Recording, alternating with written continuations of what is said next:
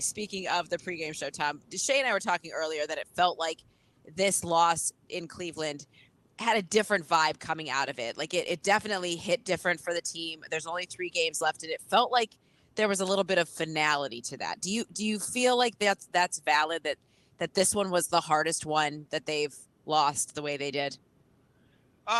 Yeah, to me, it was nice. We all thought that they could go on a nice run here and finish strong down the line. I know there's still a 3% chance of playoff possibilities, but Deanne, one thing about it, I think because there's so many decisions yet to be made, you can't just cash it in. From the coaching staff to the players, to guys that are on one-year contracts, to guys that are looking for new contracts. So I think there's a lot to, be determined yet in the finish of this season.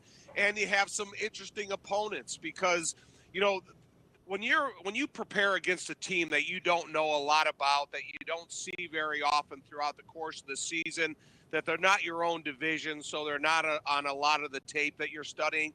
It takes that extra preparation mentally and fundamentally and physically to get prepared for them, because they're going to offer you somebody and something you don't see a lot.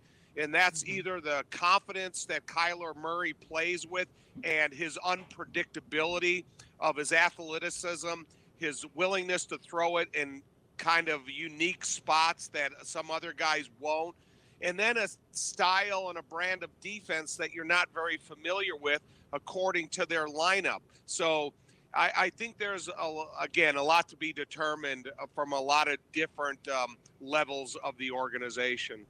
Yeah, you mentioned there's so many decisions left to make, specifically the coaching staff, the quarterback. I know players and coaches will never tank. Like, they're going to go out and play their hardest. But I kind of feel like a lot of those decisions might already have been made. You feel like the jury's still out, especially at head coach, offensive coordinator, and quarterback?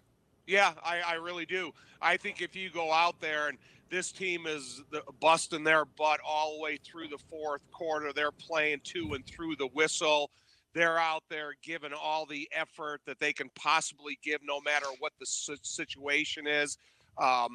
There's so just going back to another, there's a lot of criticism going on with George Pickens and the Pittsburgh Steelers, because there was a play that he gave no effort and he completely stopped for a Mike Tomlin's coach team. And I think when you go and you look at the Bears and you say, wow, these guys played down to a Hail Mary last week, and now they're playing an opponent with they're not as familiar with, but it's their effort that wins the game. So I do still think there's an evaluation period that you have to put individuals through, and guys, and to see how they're playing, determining what you're going to be looking for in the draft this year, or if you feel that there's significant improvement being made to the end of the season. So, yeah, I do think that, like you said, the jury's still out on a lot of aspects here. Yesterday, Justin was asked if what he's shown the Bears, and he, of course, said improvement. What has stood out to you, Tom, as the area where he has improved the most?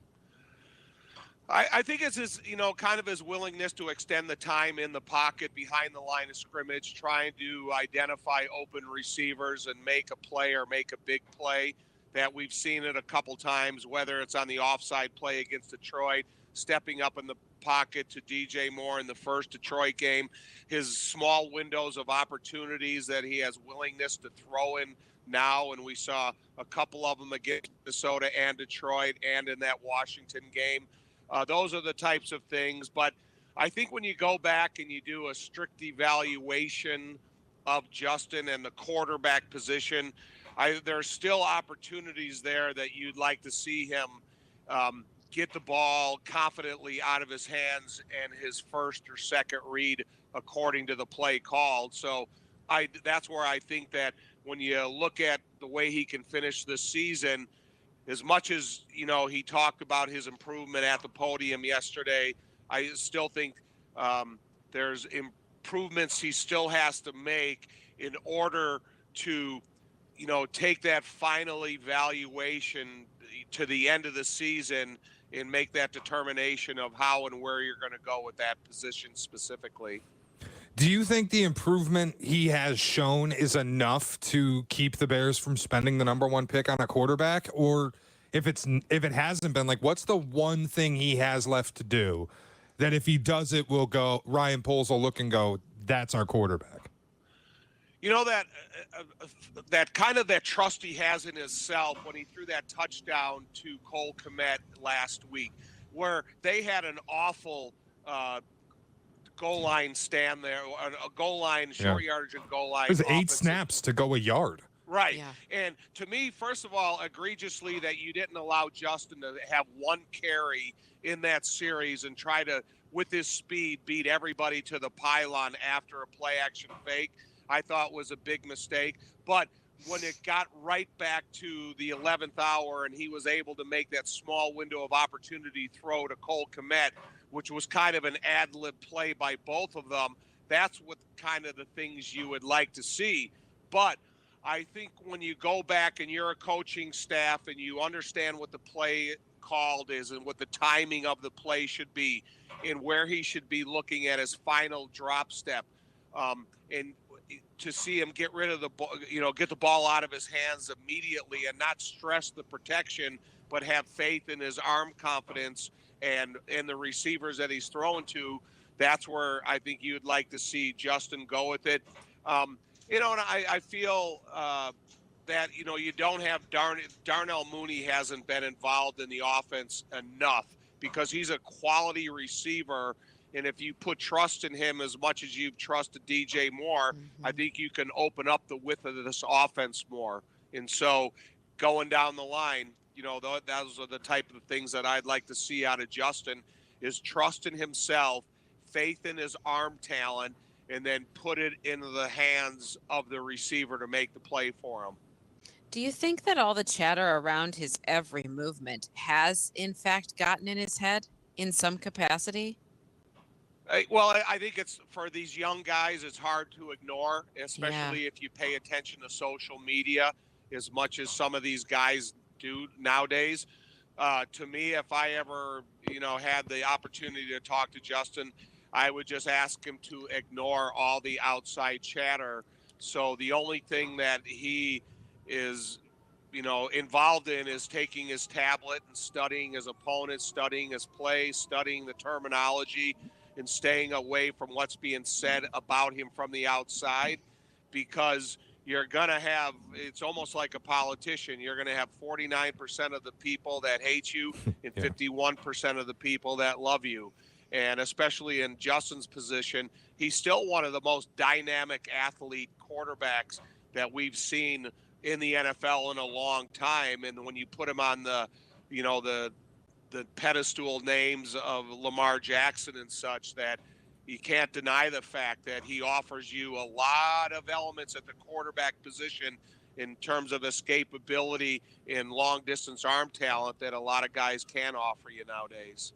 Tom, Jaylen Johnson spoke yesterday about his future with the Bears. He's stressed pretty much since the deadline that he wants to be in Chicago. He wants his future here, but he does want to be paid in a way that he deems appropriate.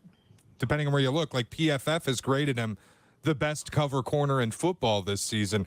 Do you think that this will end up in a happy marriage, or should we start preparing for life without Jaylen Johnson? Well, I mean, no one's going to get paid and deemed where they feel appropriate, because that's just not the way negotiations go.